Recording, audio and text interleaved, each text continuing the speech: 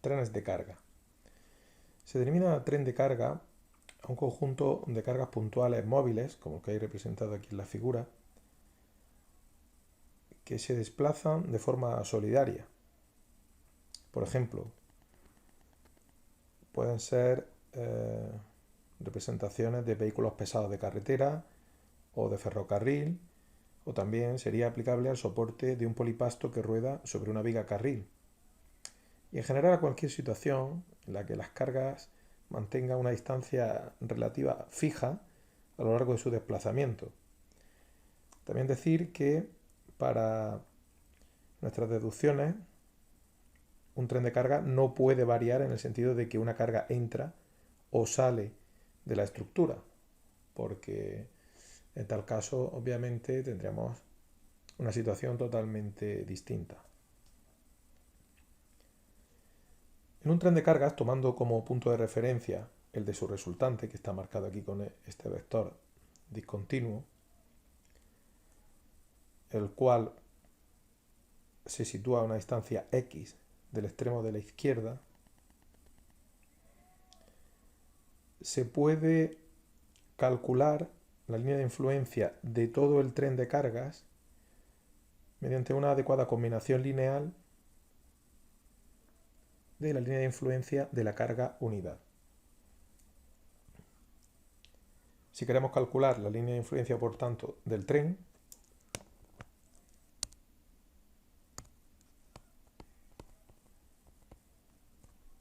posicionado en X,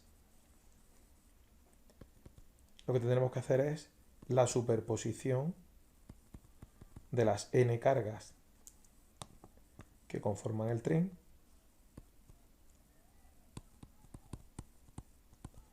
donde se multiplica el valor de cada carga por la línea de influencia de la carga unidad,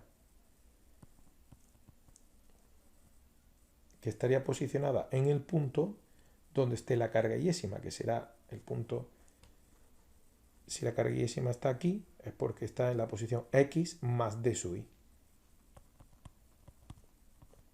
De manera que teniendo una única línea de influencia de la carga unidad, pues podremos tener, la carga unidad hacia abajo, podemos tener la línea de influencia de todo el tren de cargas.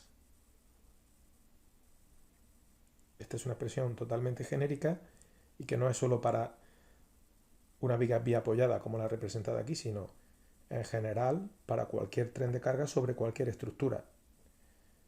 Repito, lo único importante es que no varíe el tren, o sea que ninguna carga entre o salga de la estructura si queremos que realmente estamos hablando del mismo tren de carga, sino de otro. Por otro lado,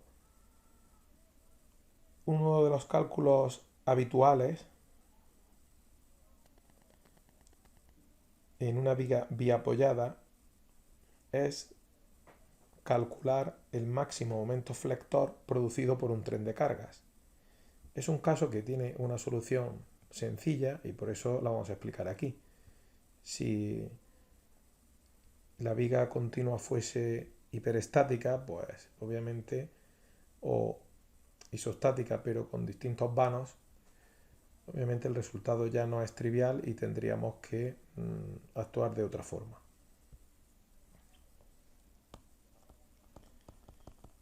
Máximo momento flector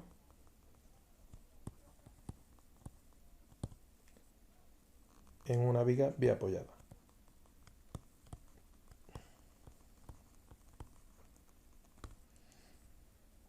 Bien, lo que está claro que el máximo momento flector estará bajo una carga, porque por principio de superposición, la ley de momentos flectores tendrá picos debajo de cada una de las cargas. Lo único que tenemos que averiguar es cuál es el máximo de esos picos. Por otro lado, tampoco sabemos cuál es la posición del tren de cargas. Entonces, lo que vamos a hacer es analizar cuál es el máximo momento flector que se produce bajo la carga iésima.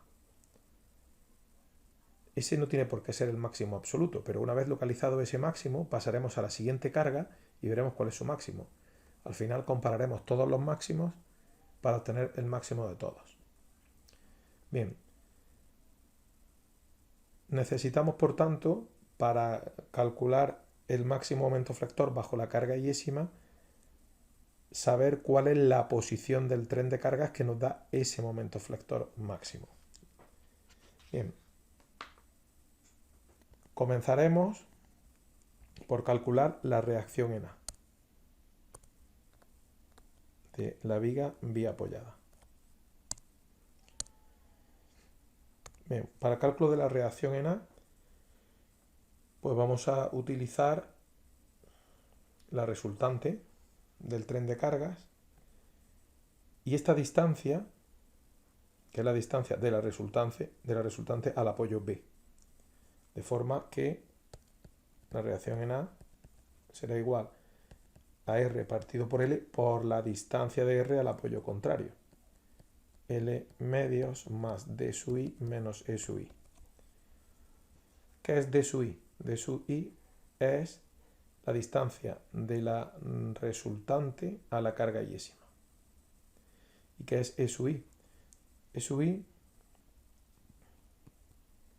es la distancia del punto medio de la viga biapoyada a la carga yésima.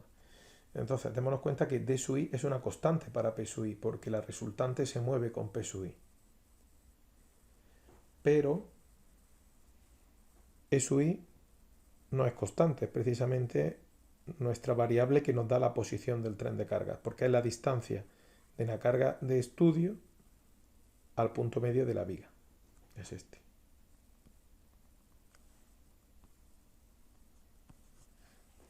¿Vale? Bien.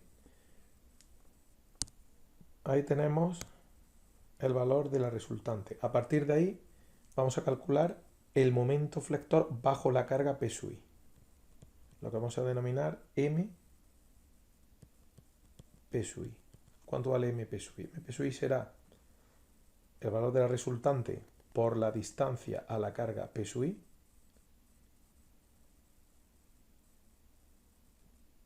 que será R sub A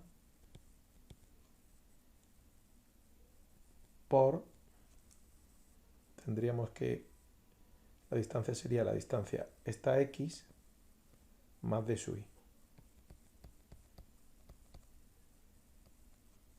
Menos el momento de las cargas que preceden a P sub I, de la P sub 1, P sub 2, P sub 3, sería P sub 1 por la distancia de P sub 1 a P sub I, P sub 2 por la distancia de P sub 2 a P sub I y P sub 3 por la distancia de P sub 3 a P sub I, que le vamos a llamar M'.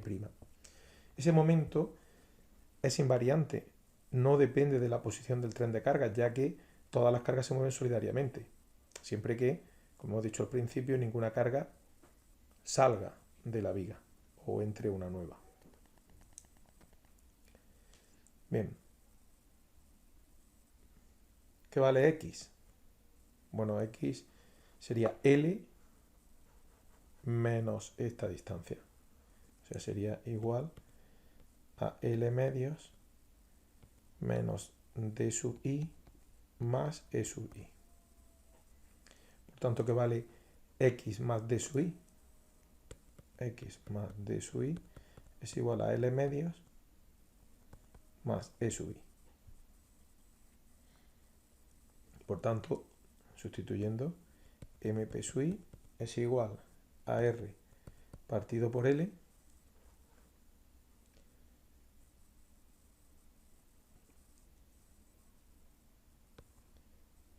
que multiplica a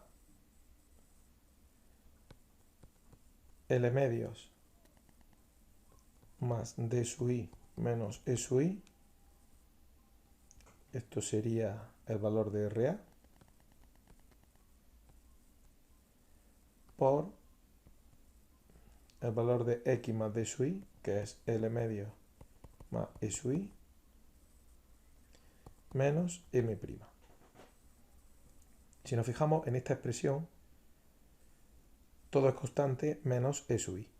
Por tanto, para calcular el máximo de MPI, lo que vamos a hacer es calcular la derivada de MPI respecto de E sub I. Igualando a 0, obtendremos la posición del máximo relativo. Derivando, pues fácilmente se obtiene que E sub i tiene que ser igual a D medios para obtener el máximo momento flector bajo la carga iésima. O sea, el momento bajo una determinada carga se hace máximo cuando dicha carga y la resultante equidistan del punto medio de la viga. O sea, cuando estas dos distancias son iguales. Esta y esta. Si conseguimos que esas dos distancias sean iguales, tendremos el momento máximo bajo P sub i. Repetimos el cálculo para todas las P y así obtendríamos el máximo momento flector que se produce en toda la viga biapoyada.